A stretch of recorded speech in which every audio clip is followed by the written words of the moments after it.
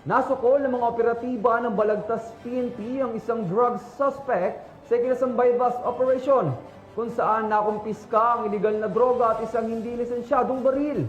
Patrolwoman Pearl Cristalin Javier sa report.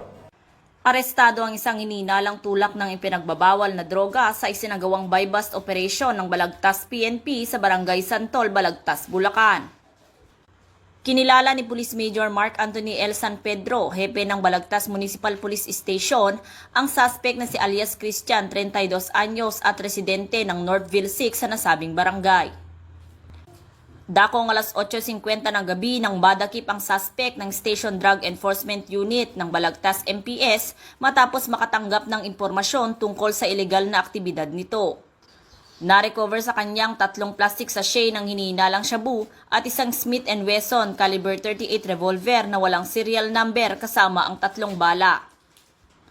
Kasalukuyang nasa kustodiya ng otoridad ang suspect at nahaharap sa kasong paglabag sa RA 10591 o Comprehensive Firearms and Ammunition Act at Section 5 and 11 ng RA 9165 o Comprehensive Dangerous Drugs Act of 2002. Pinuri ni Police Colonel Angel L. Garciliano, Provincial Director ng Bulacan Police Provincial Office, ang matagumpay na operasyon na aniya ay bahagi ng patuloy na kampanya ng kapulisan laban sa kriminalidad at ilegal na droga upang mapanatili ang kapayapaan at kaayusan sa buong lalawigan. Mula dito sa Bulacan Police Provincial Office, ako ang inyong PNN correspondent, Patrolwoman Pearl Cristalin Javier, alagad ng batas, taga-taguyod ng Balitang Huli.